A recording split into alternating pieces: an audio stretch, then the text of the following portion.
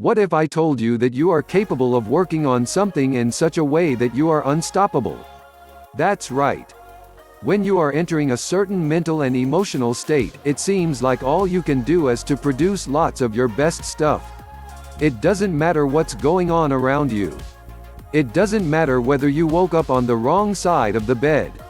It doesn't matter whether people around you are freaking out. You are still able to produce a lot of stuff, take care of your best work, and feel good about it. Sounds crazy? Well, this is called your state of flow. The good news is everybody has one. It can take different forms. It definitely takes place at different times. It can be triggered by many things. After all, we're different people from different walks of life with our own distinct experiences. These differences do add up. Still, one of the things that we have in common is a state of flow. This is where things are ridiculously easy. You produce a lot more and you are able to hit really high quality standards. This is a time where you achieve peak performance. Everybody is capable of this. The problem is, for most of us, we stumble upon our state of flow. It's kind of like walking by the road and then you hear some rumbling up ahead. It starts to rain and, all of a sudden, you get hit by lightning. Well, how often does that happen? Unfortunately, in the case of states of flow, it's not often enough. The key to triggering this state is motivation. A lot of people think that as long as they focus on their state of flow, or they think about it, or they kick around the idea in their head, that it will overcome them somehow, some way. It doesn't work that way. You're missing a key ingredient. You're missing motivation. A lot of people would say, okay, I get it. I just need to be motivated, so I'll push myself to be motivated. There's a big problem with this. Life's pressures and stresses can overcome you. You know this. I know this. Everybody knows this. We surround ourselves with too much clutter, and I'm not just talking about the clutter that you can see. I'm also talking about emotional and mental clutter. These are uncomfortable memories. These are regrets, problems that we dwell on. These can also involve our worries about the future. It is no surprise that given this background, our priorities get scrambled. Whatever motivation we may have gets drowned out by the background noise of the rest of our lives.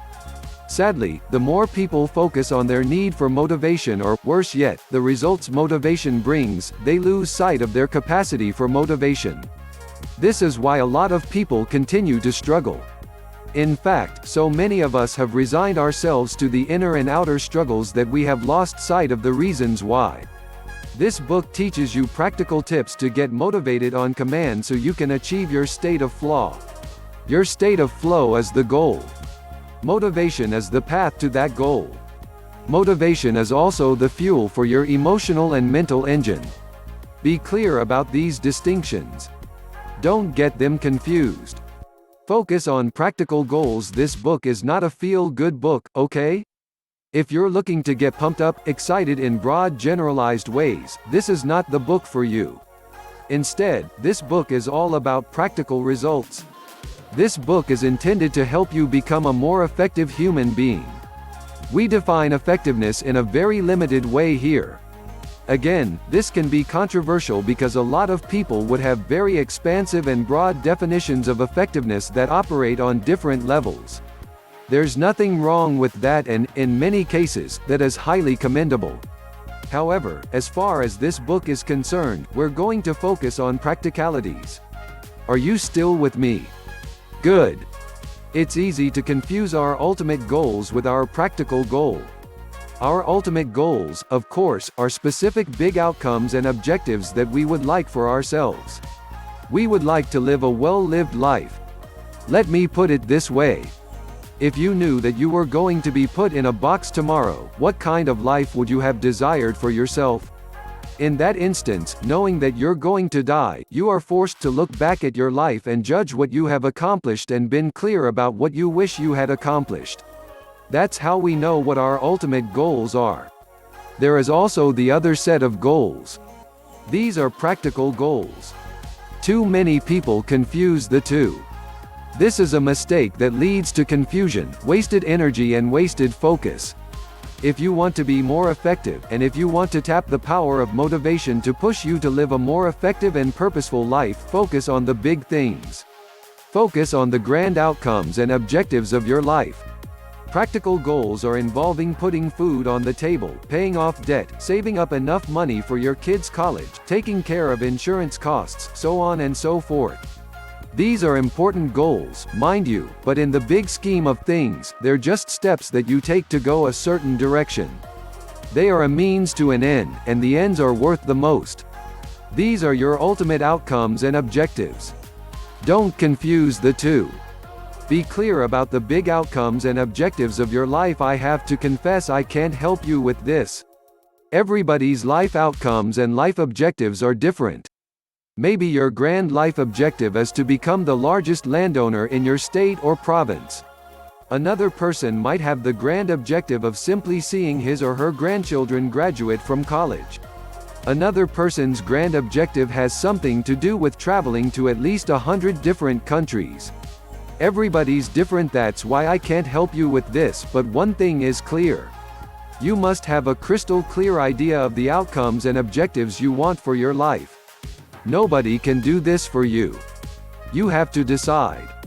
You have to put in the work to clarify these things. As you can tell, there is no right or wrong answer. Choose to be clear about your need for a process now that you have an end goal in mind. Understand that this goal is not going to happen by magic. It's just not. Once you have a solid objective in mind, please remember that is point B. You are at point A. Your job is to figure out how to get from point A to point B now. This is not a simple matter of a few hops, skips, and jumps. This is a life's journey. This involves a process that doesn't just involve going through time. It also involves a change in your mind and consciousness. You become a different person as you go through this process. It's the journey that changes you.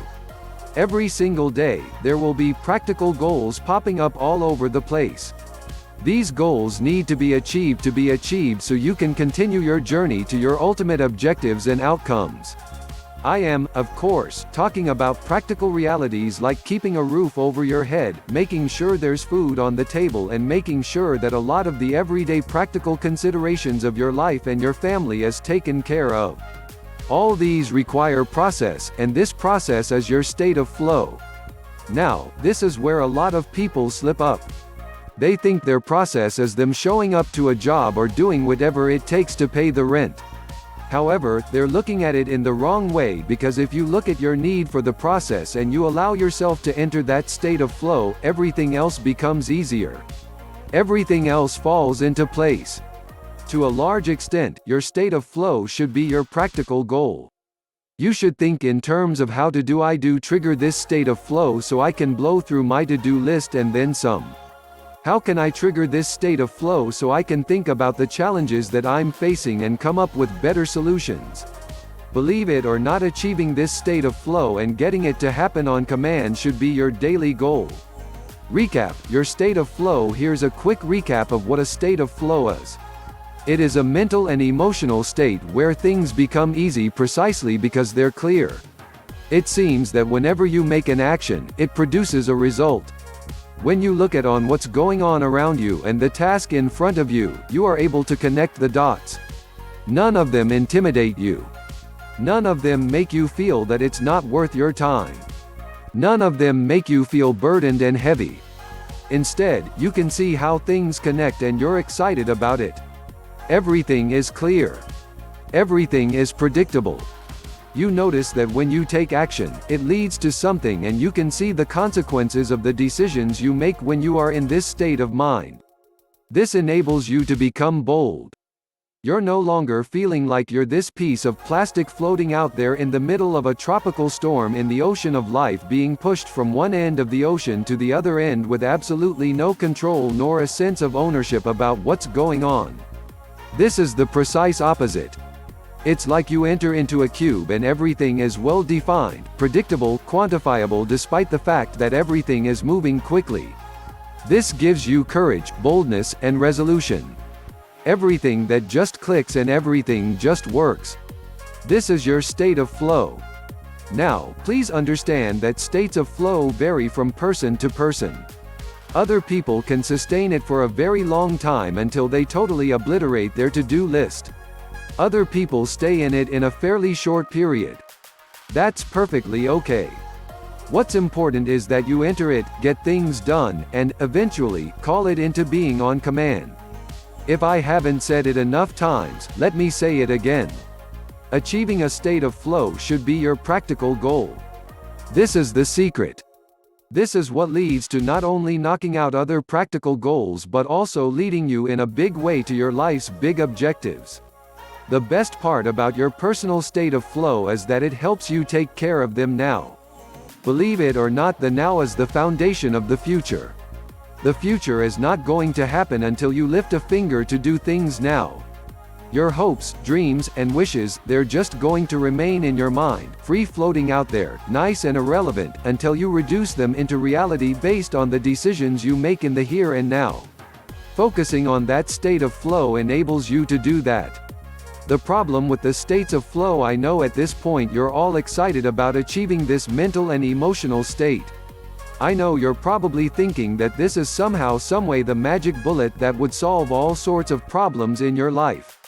I understand your excitement. There's definitely a lot to get pumped up about.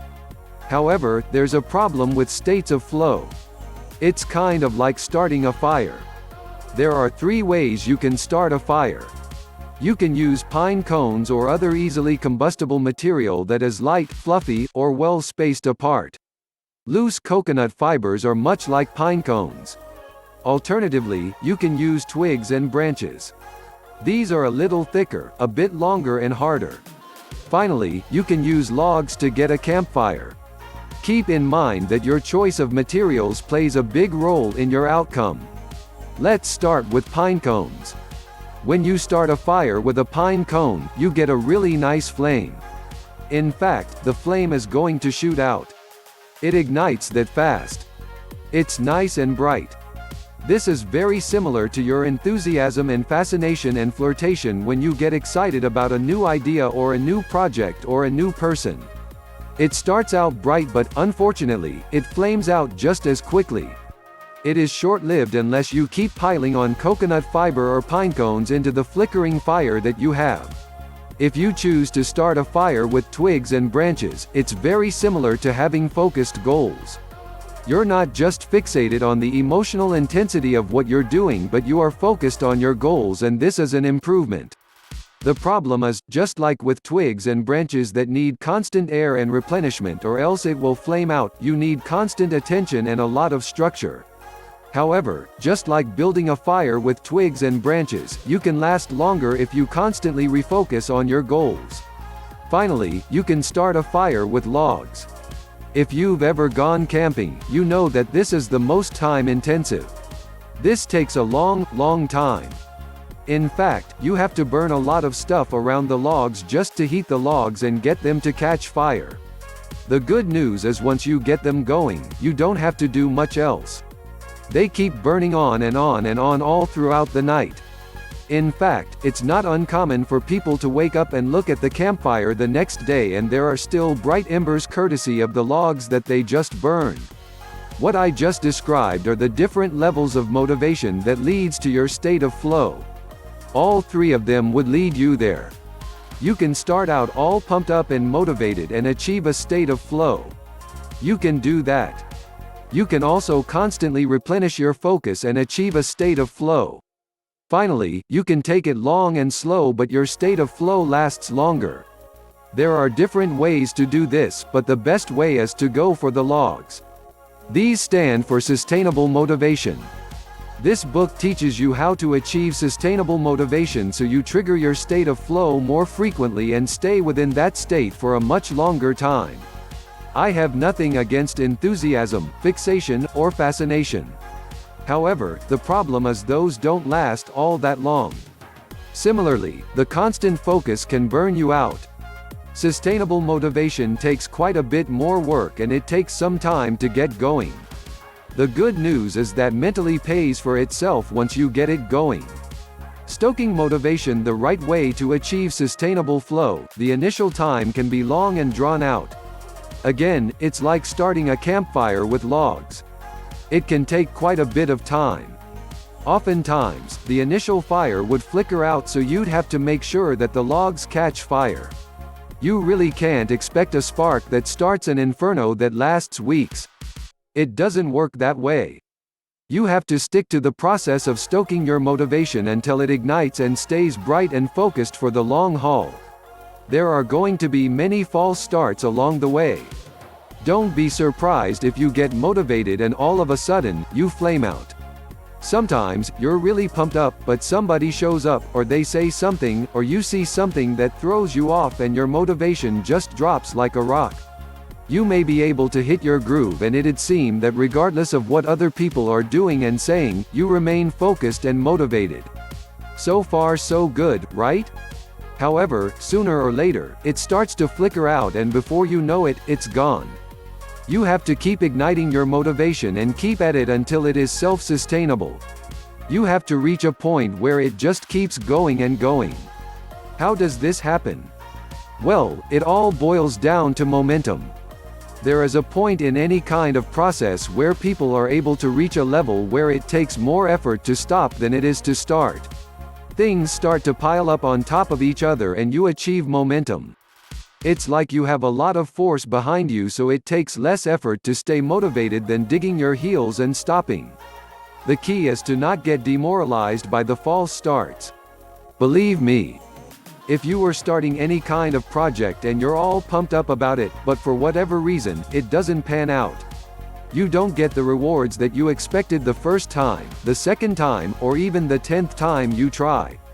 It's easy to get discouraged, but you have to keep at it until you achieve momentum. This is what filters a lot of people in terms of success habits. We've got this idea in our heads that when we think of a goal, we automatically assume that we will reach it. We automatically expect that we will get quick results with very minimal effort. Of course, we both know that this is not the case. Life can be unfair.